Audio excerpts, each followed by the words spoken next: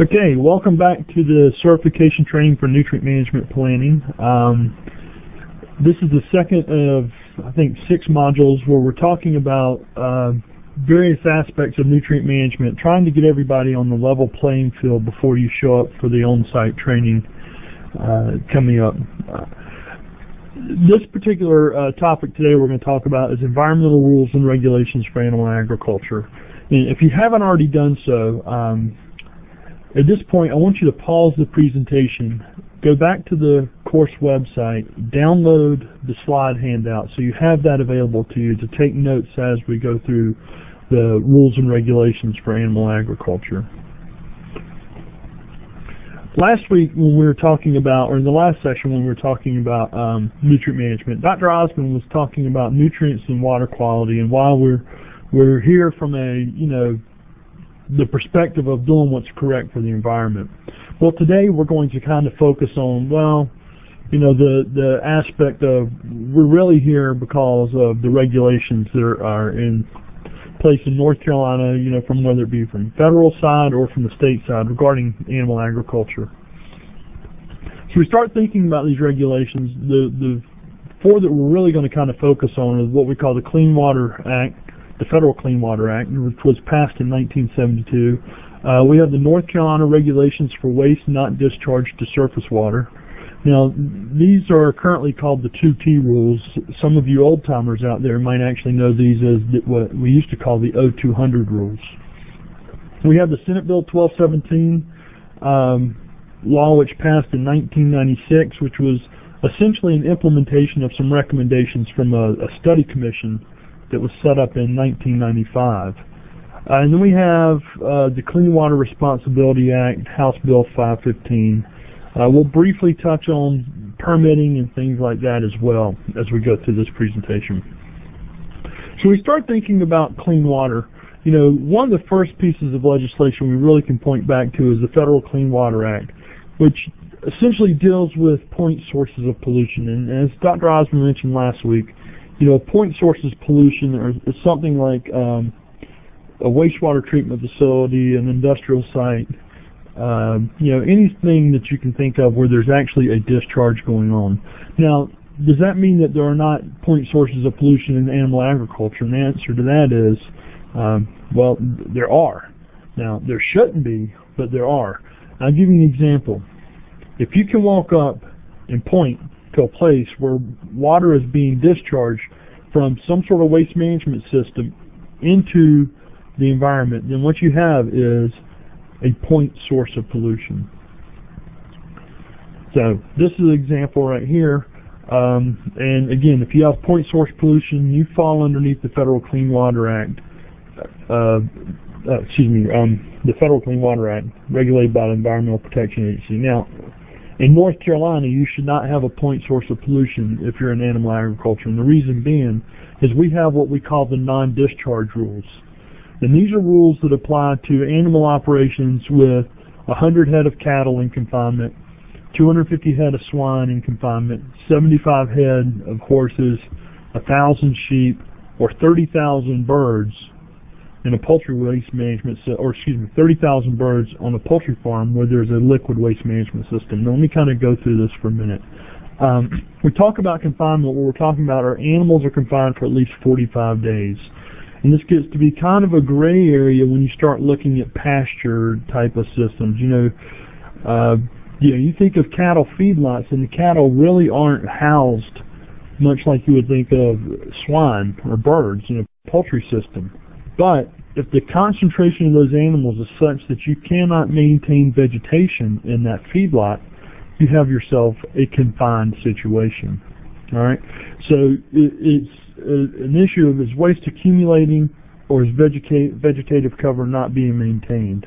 Now, just to give you an idea of how many type of these farms we have in North Carolina, in the case of cattle, it's primarily dairy. There are a couple of beef operations that fall in this category, and we're looking at a couple hundred at most these days in North Carolina. We talk about swine operations. You're talking about a few thousand of these. Horse operations, we're talking about a dozen or more. Sheep operations, to my knowledge, there aren't any sheep operations in North Carolina these days that meet the 1,000 head criteria. And when we look at the poultry operations, again, we're focused on just the ones with the liquid waste management systems.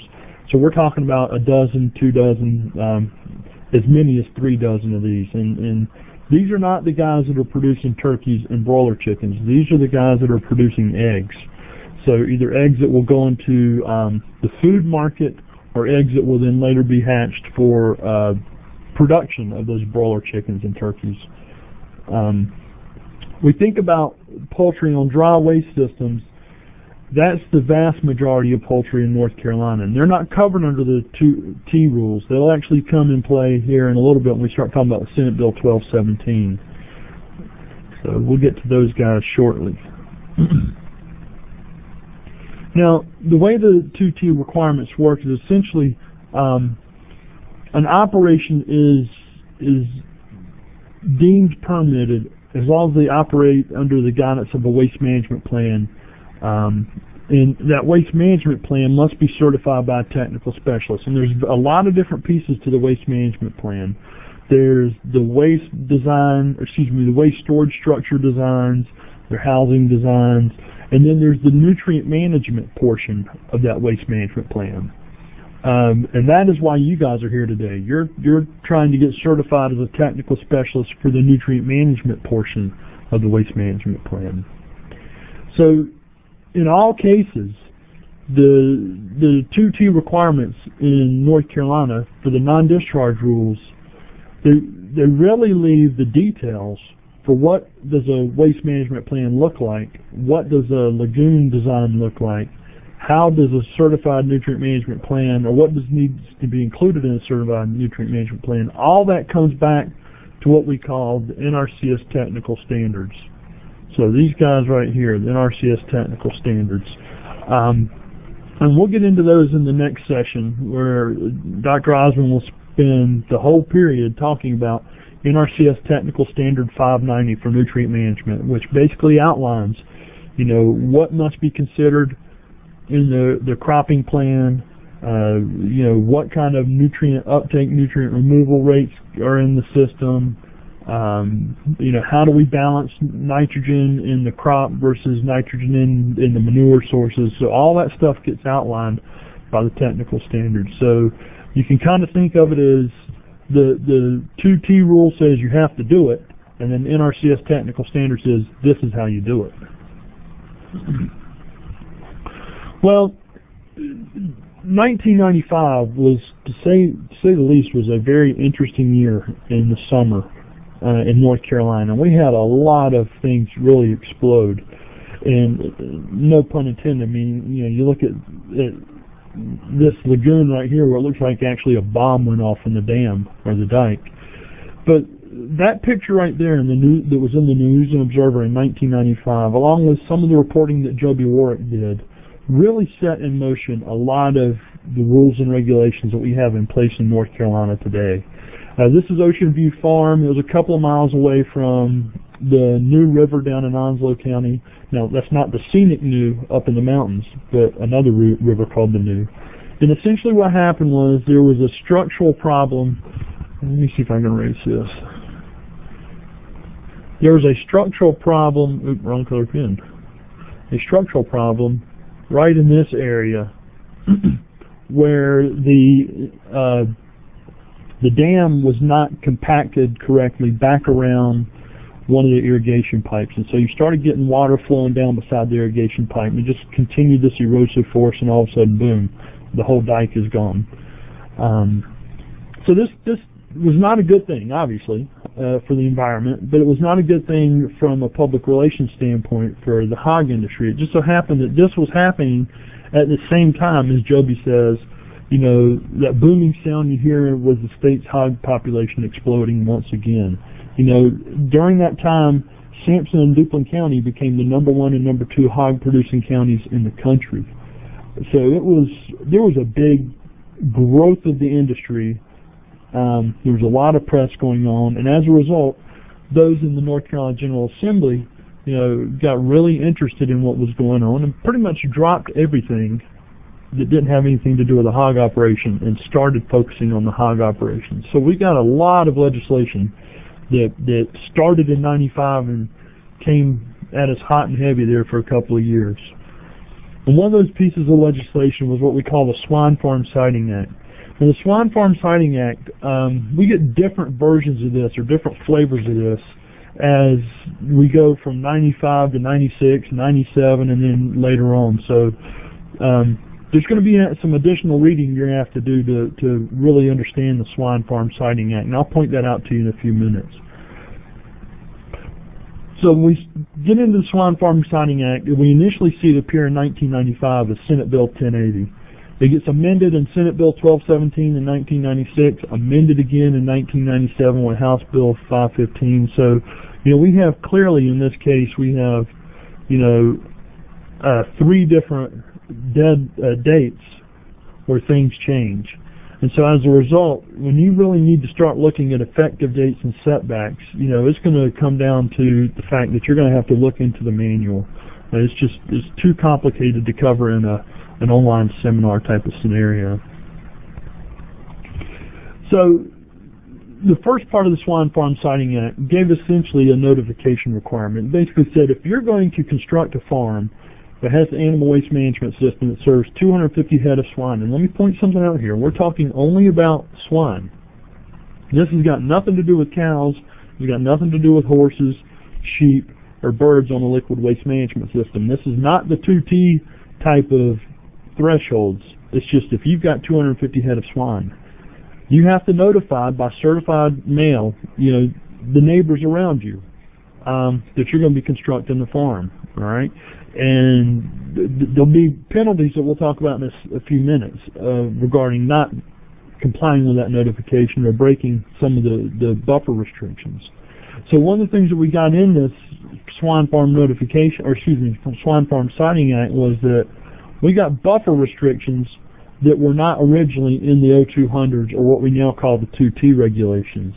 So those regulations had restrictions for setbacks from stream surface waters, had setback for land application sites and land and waste management storage facilities, setbacks from those to wells, but it did not include things like setbacks to churches, setbacks to property lines, and so forth. So these are the type of things that we started getting in the Swine Farm Siting Act. And I mentioned here, and this is kind of a reminder for you to go, at some point, go back and look at the setbacks in the training manual. And what you need to look for is go back to the website, course website, and download the manual, and under Chapter 2, Environmental Rules and Regulations for Animal Agriculture, scan down to somewhere in the range of page 30, something like that, and look for the Swine Farm Siting Act. I'm just going to give you an example for how some of these Swine Farm Siting Act things changed. So in 1995, we had a 50-foot perimeter, a 50-foot setback from the outer perimeter of a land application area to a perennial stream, river, or other irrigation ditch or canal. Okay? By 1997, that had changed to 75 feet. So we have 100 feet from animal waste management facilities, feedlots, stockpile, litter to streams, and later on that gets up a little bit. So we have 750 feet from public use area, church, picnic area, playground, etc. And by 1997, that number's up to 1,500 feet in some cases, 700 feet, 50 feet in other cases, and 2,500 feet in another set of scenarios. So you really start having to, you almost have to be a lawyer to read these things, to start looking at the various scenarios, and you have to figure out, when you're working on your nutrient management plan, are you a farm that has to comply with the 1995 set of setbacks, the 1996 set of setbacks, or the 1997 set of setbacks? And so all that detail you can find in the training manual itself. So the interesting thing about the Swine Farm Siting Act was it put the enforcement in the civil courts, not in the criminal courts. So this basically means that if you are a neighbor across the street from where a hog farm is going to be put in, and that person does not notify you by certified mail, then you have the legal authority or legal right to go back and sue that person. So there was, you know, court costs, expert witnesses, attorney fees, damages, those type of things that could be awarded to the person making the lawsuit. So it was not a criminal act, it was a civil type of penalty. House Bill 515, which was kind of an extension of the Swine Farm Consigning Act in some ways, but also brought about a few other additional things. So let's talk about House Bill 515 for a minute. This is really when we saw our first moratorium on the construction and expansion of swine farms. And now this moratorium has been carried on, you know, since House Bill 515 in one flavor or another. Another thing that it granted was it gave counties now the authority to start doing some agricultural zoning. And we saw a couple of counties in North Carolina get really, really involved with this. I remember Chatham County was pretty active in trying to do some agricultural zoning. I think it was Craven County got really interested. So, you know, back in the 1990s, I spent quite a bit of time in those two counties working with county commissioners, trying to educate them on what nutrient management was, how did the certification process for a waste management system work, you know, what were the setbacks for the rules and things like that. We also got control of odor emissions from animal operations. Now, if you've been around an animal farm, it's kind of a no-brainer. When the irrigation system is running and the effluent is being land applied at a swine farm, it does not smell the best. And when a poultry house is being cleaned out, it kind of stinks. The same true when you're pumping out a dairy slurry pond. You know, there are odors associated with these manures. And so in 515, in 1997, one of the things that we got was you got to start dealing with, you know, in 515 in 1996, I believe it was, early part of 96. Anyhow, you got to start dealing with these odor type of issues.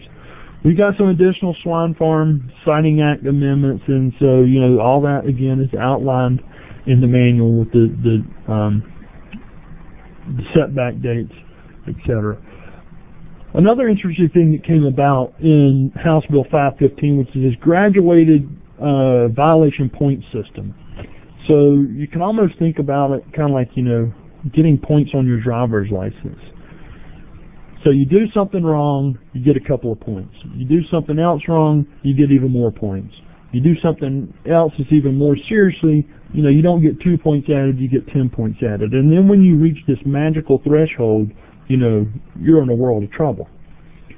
So this, I'm not really sure how this whole graduated violation point system played out in the regulatory world, and the reason being was because it wasn't terribly too far in the future after this that we got a permitting process which kind of put in play, well, you know, you can't have any kind of point system problems, you know. If you do something wrong and you do something wrong, then you're in violation.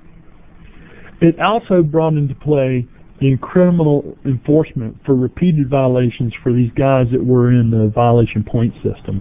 And it put that enforcement in the hands of the State Bureau of Investigation. So you weren't dealing with the Division of Water Quality at this point in time. You were dealing with the the law enforcement guys. So this is 515. 1996, actually in July of 96, we got Senate Bill 1217. Now let me back up for a minute and explain something that happened. In 1995, when Ocean View burst and the population of the animal industry was exploding, and you know, basically there's very rapid changes happening in North Carolina's animal agriculture. The Senate, the Senate branch of the General Assembly, the House branch, and then the governor's office all got together and created this Blue Ribbon Study Commission, and you know, had members appointed from the governor's office, the Senate president, the Speaker of the House, etc. And basically their job was to come up with a set of recommendations for how the animal industry should be dealt with. You know, what kind of practices need to be put into place to protect the environment, what kind of resources are needed, so those type of things. And so Senate Bill 1217 was nothing more than a rubber stamping of the recommendations, if you will, of that Blue Ribbon Study Commission. And so two things that had come out of the Blue Ribbon Study Commission were the concept of general permits and this concept of a certification training for operators of animal waste management systems. So let's talk about the permitting process for a minute, and we'll get into it more in depth in a minute. But the permitting process, essentially, if you go back to the 2Ts, which their predecessors were the O200s, I mentioned that the dry litter systems were not included in that. We were talking about 250 head of swine, 100 head of cattle, 75 head of horses, 1,000 head of sheep, and 30,000 birds on a liquid waste management system. So the dry litter guys were never brought into this. Well, in general permitting, that changed a little bit. And we'll talk about those changes as well. But basically what happened is you bring into the fold here another few thousand farms into this nutrient management planning process. Another thing that came about was, again, I mentioned the certification training for operators of animal waste management systems. North Carolina has got a long history. You know, if you operate a wastewater treatment facility, for the city of Raleigh, for example, you have to go through a training process on how to operate that facility. You know, you've got a tremendous pool of nutrients sitting there in that wastewater treatment facility in Raleigh that should something ever happen, you have serious environmental health implications downstream. And, you know, the General Assembly basically said, you know what, that's really not any different on an animal waste management system. I mean, just go back to that 1995 photo. Well, let's go back to that 1995 photo and look at the loaded gun, so to speak. There it is. All the stuff in here. Okay, so the concern was, you know, how do we deal with this lagoon type of system? You know, and shouldn't someone that is operating this waste management system be trained? And, you know, how do we manage the system? How do we manage the, you know, daily tracking or weekly tracking of volumes of manure in this system? You know, where is this stuff going? You know, what do we do in the case of a disaster? So there's some sort of, you know, emergency preparedness plan. So those type of things were all built into this Senate Bill 1217 certification training. And it's just basically trying to get agriculture to start, you know, recognizing they have got a large waste management system that needs to be dealt with by folks that are educated in how to deal with that system. All right, so one of the things that Senate Bill 1217 gave us was this general permitting process. And again, that included the 2T guys, so 250 head of swine, 100 head of cattle, 75 horses, 1,000 sheep, 30,000 birds, liquid waste management system. Now the real kicker here was this bill passed in July of 1996 and gave us a really quick turnaround for how we had to get things done. Now, that doesn't say that we had to have all the permits in place by 1997, but we had to have a permitting process in place by 1997. So people were really scurrying around, you know, over a short period of time trying to work out all the details of how we were going to do this. So the permit put in place these animal waste management plans and was quite specific in what the animal waste management plan had to include in it. In addition to the nutrient management plan type of stuff that, you know, the 2T rules, the NRCS technical standards gave us, you know, there were additional things stuck in here, such as odor control. So you remember odor control was in 515. You know, and said, you know, you need to address these manure odors. Well, here it comes again, and it's now in the permit. So you have to have a plan, documentation. This is the practices that you're going to implement on that farm that's going to control odor. You're going to have practices that you're going to implement on that farm to control insects, because yes, insects were a big complaint back in those days. How are you going to deal with the animals that, you know, don't survive for whatever reason? You know, heat takes them out, or, you know, you've got mortality on an animal operation. That's just the nature of the beast. And so how are you going to deal with this? Are you going to, you know, let a rendering company come pick them up? Are you going to try and compost them? Are you going to try some sort of pit burial? Are you going to incinerate? So you had to have in place a plan for how you're going to deal with animal mortality. We got into this discussion of riparian buffers in this time. You know, we've got to protect the streams. How are we going to protect the streams? And it got into a discussion of how many feet of buffer of trees equals how many feet of buffer of shrubs versus feet of grass. And so, you know, the point being, we got riparian buffers brought into the planning process, where people now have to install riparian buffers, maintain riparian buffers, you know, essentially giving us that vegetative filter strip between the agricultural, or excuse me, the land application field and that surface water. We got waste and soil testing brought into this process. Now, waste and soil testing had always been part of the NRCS technical standard from the perspective of how can you write a plan without knowing what your soil fertility already looks like, and how can you write a plan without knowing something about what is in the waste analysis. But what came in place with the 1217 now was mandatory analysis and record keeping of those waste and soil test samples. So in a nutshell, what happened is, within making a land application of manure to a field, sometime in the next 365 days, you have to have a soil sample to represent that field. And so every field that receives animal waste has to be sampled once per year for every year that that field receives animal waste. The other part of this was the waste analysis side of things.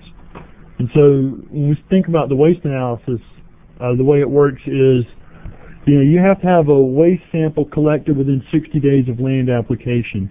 And it really, you know, the people that want to play games with the rules, you know, it really buys you almost a 120-day window.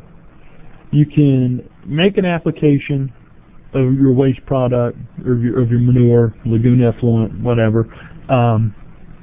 Wait 59 days, take a sample, or wait 60 days, take a sample of what you applied, and then that same sample can be used for the next 60 days of land applications. Now, that's a pretty dangerous game to play, and the reason being has to do with record keeping down here, in that, you know, you have to track now, as part of the permitting process, you have to track how many pounds of nitrogen have been applied.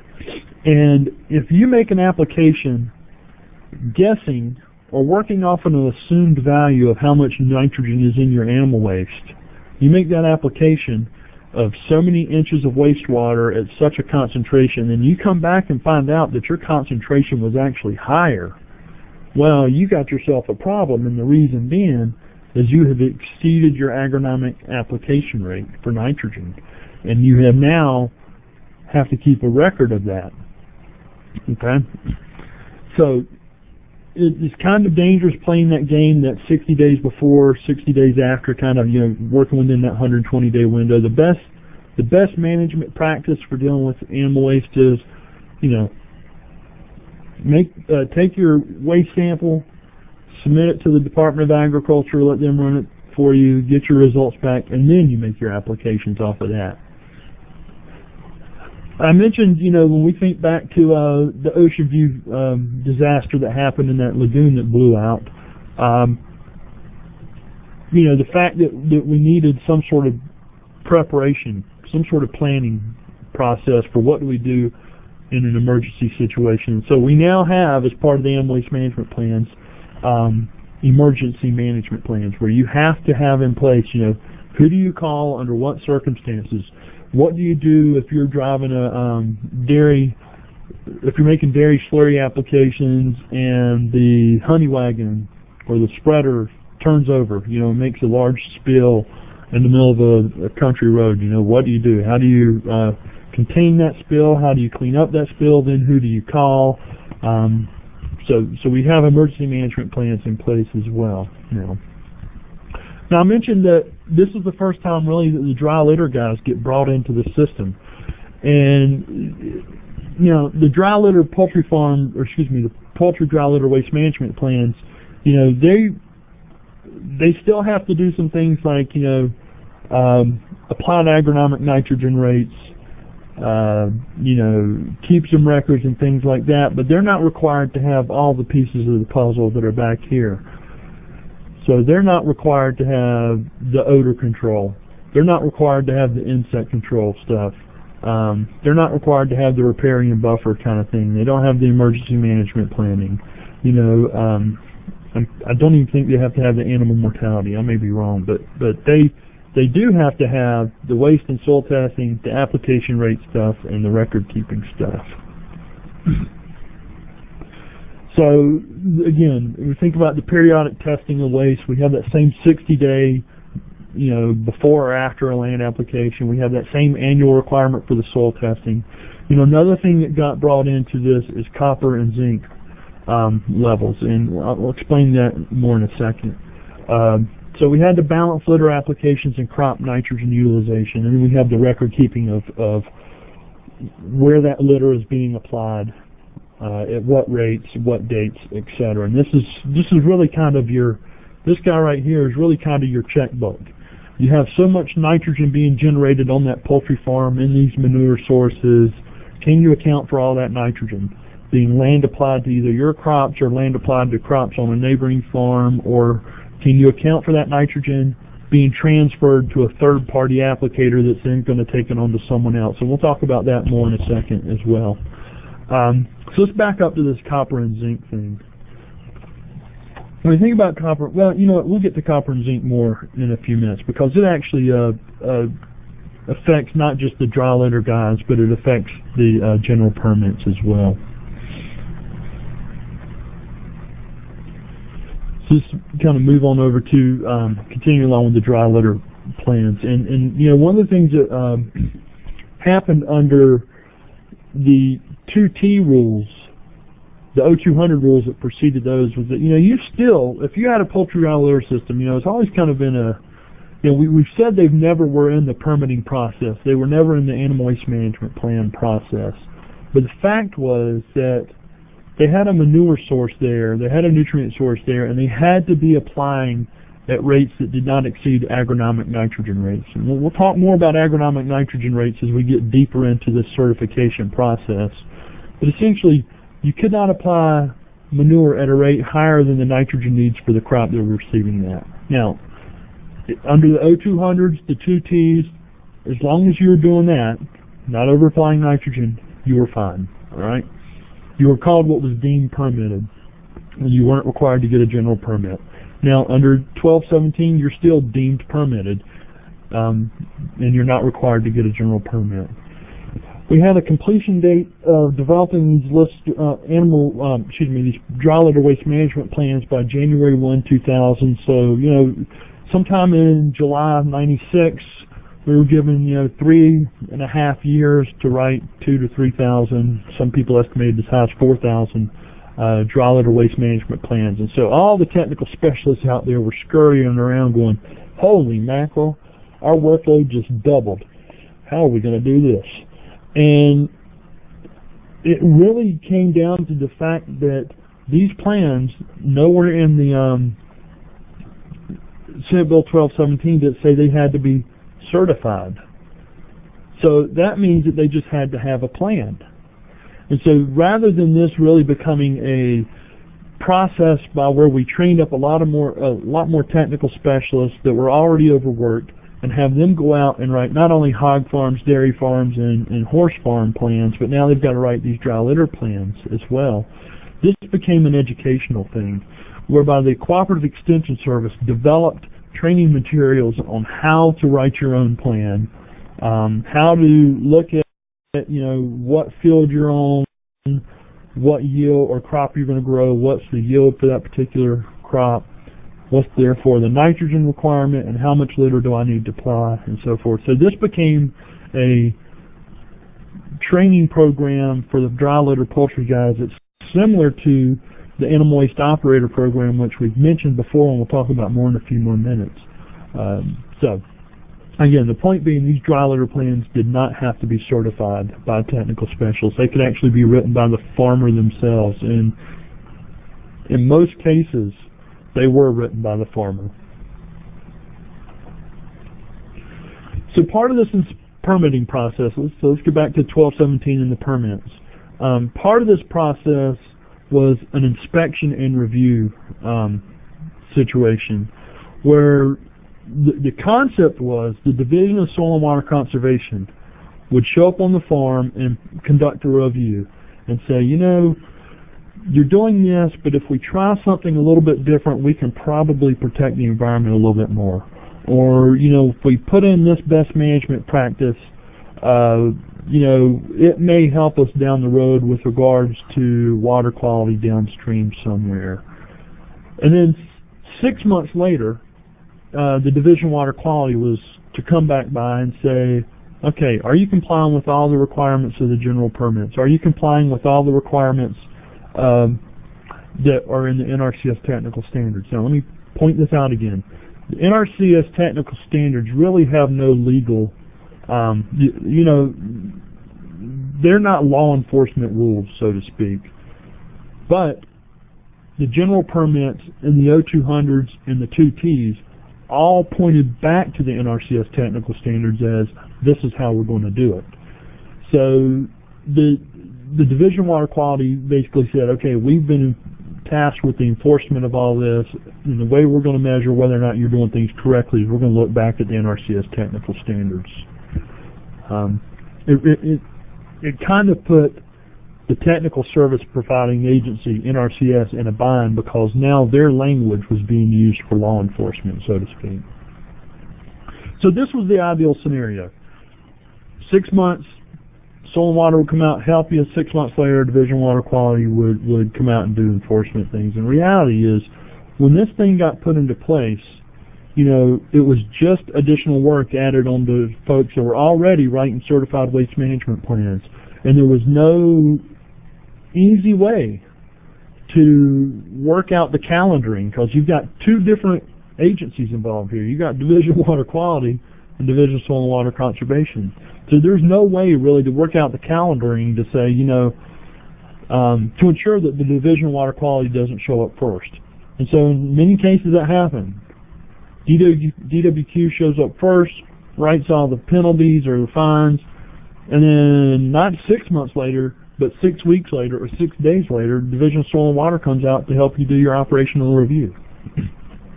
So you get visited twice per year, but it's, you know, in some cases it could happen within 6 days of each other. So great concept.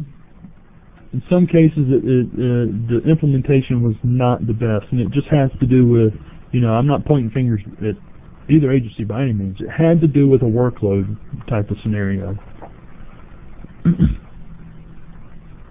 So this gets us to this, continuing on with the general permits. And I mentioned when we were talking about poultry litter about zinc and copper. And so we now have in the general permitting process set in place by 1217, well, we've actually got to start looking at zinc levels and copper levels. We bring in this concept of a zinc index or a copper index. In North Carolina, we have a soil testing system where we kind of relate whether or not you need a nutrient to whether or not, we relate soil nutrient levels to whether or not a plant will respond to additional fertilizer. And so, you know, something that is an index of 0 basically says if you put nutrients out there, that plant will respond to that nutrient being applied. If you get up to 100, you put nutrients out there, you know, there's no chance that plant's going to respond to the fact that you put out additional nutrients. And so when you get up to things like 2,000, 3,000, or 500, things like that, essentially what you're talking about is you are well over, you've got nutrients in the soil in far excess of what the plants actually need. And for many nutrients, that's not really a concern. For potassium, that's not a big deal. But you know, it is for phosphorus, and we'll talk more about phosphorus in the future. But we're here now talking about copper and zinc, and the reason we're concerned about these two guys is that they can, in a nutshell, sterilize the soil. They have negative impacts on the plant roots. And when you start impacting the roots of the plant, you start limiting, you know, the portion of the plant that's actually out there harvesting all the other nutrients out of the soil. So we have index values like 500 for peanuts. When you see a zinc index of 500 on a peanut, you know, you can pretty much assure yourself you're not going to be growing peanuts on that field anymore. You know, when you get to a 2,000, you kind of raise a red flag and say, you know, warning, warning, warning. You know, we need to be thinking about this. We need to be looking for alternative sites. When you get to the index of 3,000, it's, you know, hey, no more. Nothing else can go out here. And the reason being is because you may have an index of 3,000, but it's going to take a very long time for that index of 3,000 to be mined back down. So for those nutrients to be removed out of that soil before that soil can be used for something else. So think about it this way. You have a field, and you're at 500, and you say, you know what, that's fine. I'm not going to grow peanuts. I'm growing Bermuda grass. You get to 2,000. You go, that's fine. Bermuda grass is okay at 2,000. You get to 3,000. Well, Bermuda grass will tolerate it over 3,000, so I can you know, continually apply some from the perspective of it's not going to hurt the plant. Now, you can't do it legally because of what 1217 says. But think about this. What if all of a sudden we come up with a super peanut that's going to solve all world hunger problems, all bioenergy problems, everything?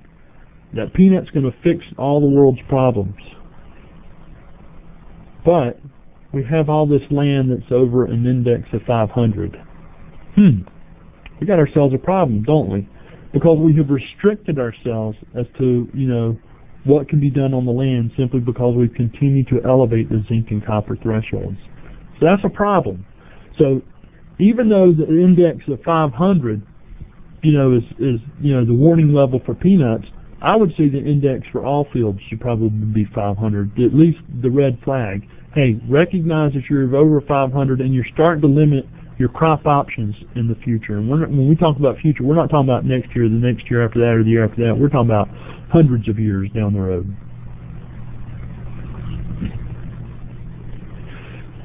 One of the perhaps most controversial parts of Senate Bill 1217, I would have to say this is one part that gave state agencies around in all 100 counties some serious heartburn, was this thing we call the mandatory reporting.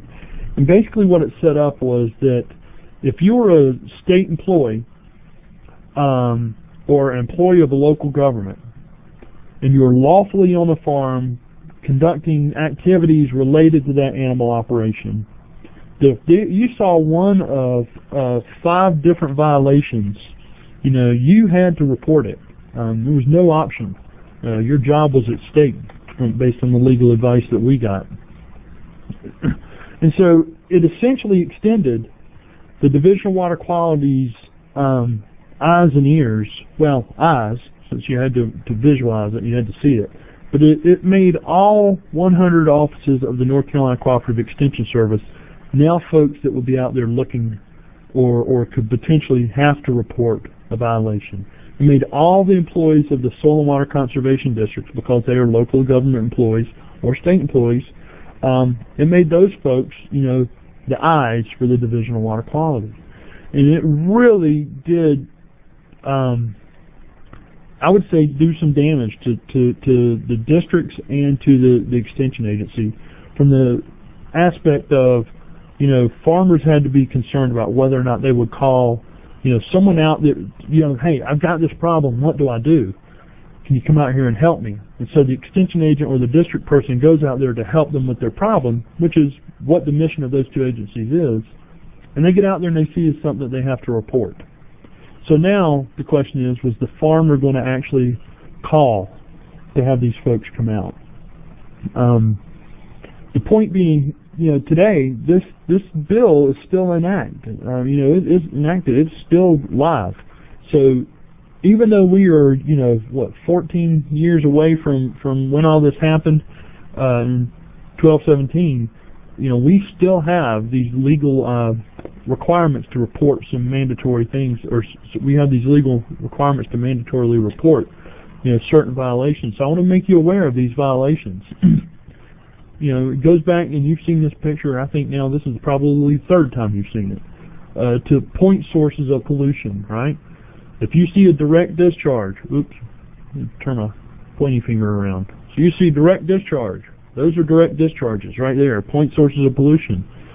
You need to get on the phone and call the Division of Water Quality and report that you have seen this. If you see deteriorations or leaks in a lagoon system that can pose some immediate threat to the environment, and again, this is all the legalese over here. Basically, if you see something that looks like this, where water is running over the top of the over the top of the dam, it doesn't take a rocket scientist. This stuff running over here. This stuff running over here has an erosive force, and it will start cutting back and forth, or cut deeper and deeper and deeper into this hole, into this channel, and that channel now starts getting wider and wider and wider, and eventually becomes an ocean view type of scenario. So the concern was, if you see these things, you got to report them, which kind of makes sense. Similar to this, you may not see, now this is an extreme example, the lagoon may not have topped yet as it has here. This is this is the integrity of the dam kind of scenario we're talking about here. As a result of too much water in the system. You may not see, there may be too much water in the system or too much manure in that storage pond. It may not have started cutting into the dam yet. But you don't have what they would call adequate storage capacity. Now, this gets into things such as freeboard, rainfall amounts for a 25-year, 24-hour storm, etc. And so there's some real fine-tuned hairs that have to be split here when we start talking about how much is adequate storage capacity. This is an obvious case here.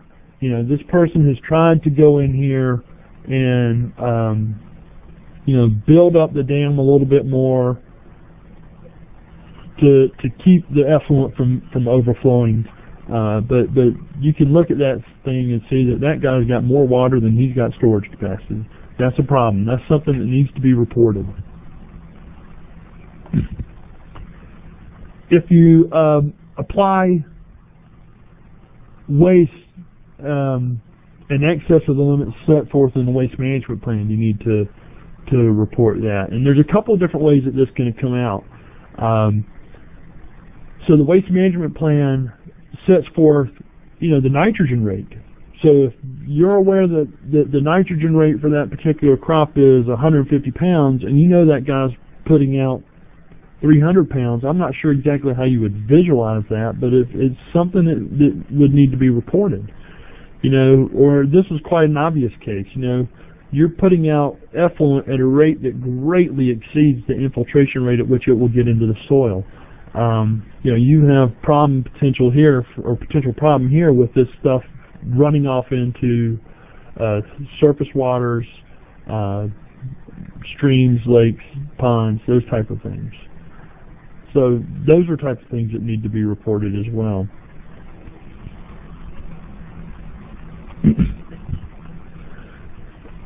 This is an example of the fourth type, where we talk about, the fifth type, where we talk about waste bypassing the treatment system. So for whatever reason, so the effluent here is supposed to collect in this trough or in this ditch here, and it's supposed to go into a subsurface pipe that's going to drain over to the lagoon, and for some reason the lagoon, or the pipe going to the lagoon, is clogged. So it backfills and it just kind of overflows, kind of like a toilet. So all this right here, this material down here, which is bypassing the treatment system. It's bypassing the collection system. So you see something like that, that's another example of something that you're supposed to report under Senate Bill 1217. So let's kind of start trying to bring this to a close a little bit and talk about this thing we call the certification training for operators of animal waste management systems. Now, I made the comment earlier that, you know, we've had in place for years a process for certifying people to operate, you know, industrial wastewater treatment facilities or large-scale urban facilities. Well, now we have a process in place where we have to certify operators of the animal waste management systems.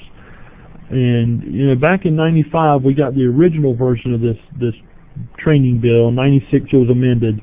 But since that time, there have been thousands and thousands and thousands of farmers that have been through this process to learn how to operate their waste management system. And that process essentially is attending a training program. The training program is 10 hours initially, and there's a training program set up for swine farms and a training program set up for essentially cattle farms.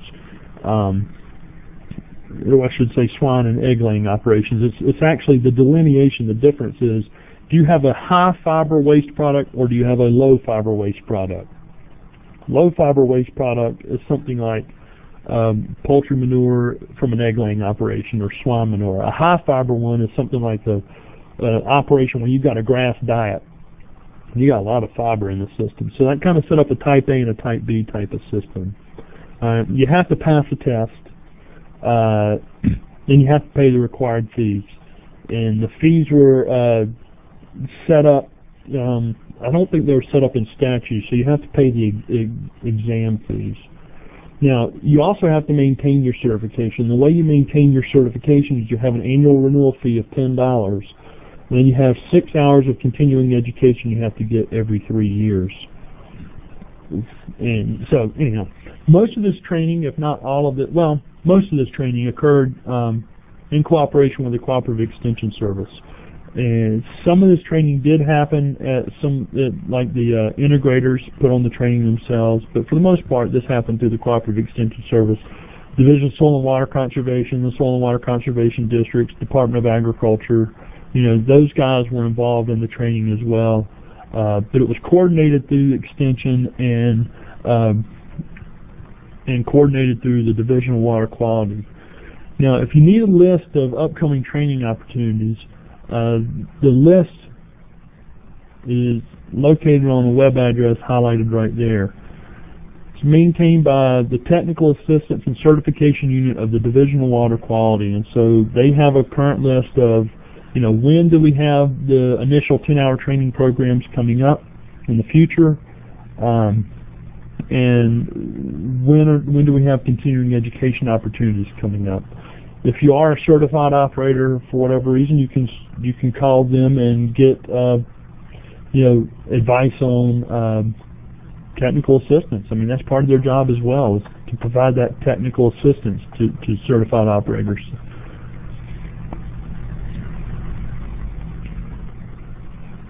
Another part of Senate Bill 1217 was the development of something called the interagency group. And now I serve on this interagency group. I was one of the founding members, and I rotated off for almost a decade, and now I'm rotated back on.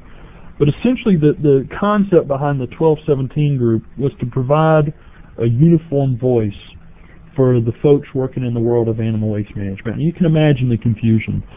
In 1993, when we got the 0200 rules, it said everybody's got to have a certified nutrient management plan. And these are the folks that can help develop the certified nutrient management plans. So you had the technical specialists from NRCS, the technical specialists from the Division of Soil and Water Conservation, the technical specialists from the Department of Agriculture and Consumer Services, and then those of us in Cooperative Extension Service as well. So you had, you know, a lot of different agencies involved in developing these plans. And there were always questions were coming up, and so the question would go to whoever your boss was or your supervisor, and your supervisor would give you an answer. And that answer may not necessarily jive with the answer that came from the supervisor of someone else in another agency. And so there was a tremendous amount of confusion back in those days. And so the 1217 law, Senate Bill 1217, essentially said, you know what, we need a group that's going to be the clearinghouse for the answers to all these questions, so that when a question comes up, it goes to the Senate Bill 1217 interagency group. And the various representatives, which were 2 from the agencies listed here, NRCS, DWQ, Soil and Water, NCDA, CS, and Crawford Extension, so there was 10 of us, with legal representation from the Attorney General's office. So we got the question, and we discussed it over a matter of minutes or a matter of months. Some of these questions were quite complicated, and came up with a uniform answer. And then that answer became the answer that all agencies would use whenever that question came up. So it was a challenge to answer all the questions, but I think in the long run it did some good, because it provided that uniform voice, and everybody was therefore implementing the regulations the same way across the board. Now, we were asked, or were tasked with publishing our interpretations, and so there is a website listed here that you can go to that has the guidance documents. And essentially it's, what is the question that was asked, and what is the answer to that question? And that thing, I'm not sure how long it is these days. It's well over 20 or 30, 40, 50 pages.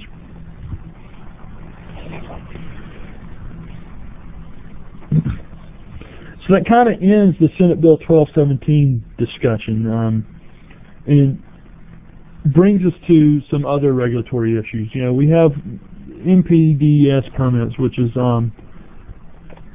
essentially permitting process put in place under the Clean Water Act by the federal agency, the EPA, that has to do with non-discharge or non-point sources of pollution.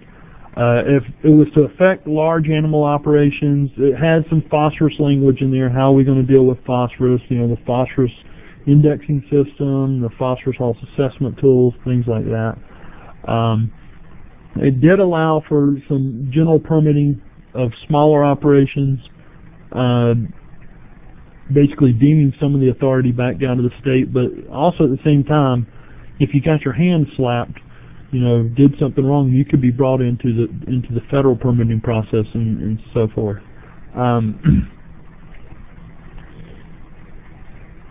It adds some monitoring language in there, etc. The point being that the NPDES permits is something that changes how this is being looked at, changes frequently. So anything that I can say today may not necessarily be true tomorrow. So I point out that the best advice you can get regarding the NPDES permits is to contact the group that's responsible for the NPDES permits. And that's the Division of Water Quality in North Carolina. And you can just go on Google and type in North Carolina Division of Water Quality, and you'll find contact information for them. So, these are the guys that the feds have granted the authority to handle the permitting process. So if you have detailed questions about the NPDES permits, it's best to contact DWQ directly. And I'll say the same thing for when we get to septage and biosolids. Septage, let me explain to you what septage is. When you, about 50% of the people in North Carolina today, when they flush their toilet, it doesn't go to a wastewater treatment facility like Raleigh has. It goes to a septic system, right? And so you have a septic tank and a drain field, and that septic tank continues to accumulate solids over time, things that the microorganisms can't digest and break down, or things that actually it's microbial tissue that has already digested something and died and can't be further digested itself. Anyhow, the point is, those septic tanks need to be pumped out periodically, and we refer to that as septage. Another example of septage is that blue gunk that's in the porta potties at football games, at the state fair, at farmers market, whatever. So those porta potties, when you pump those things out, they fall underneath the category of septage as well. Now, sludges are different.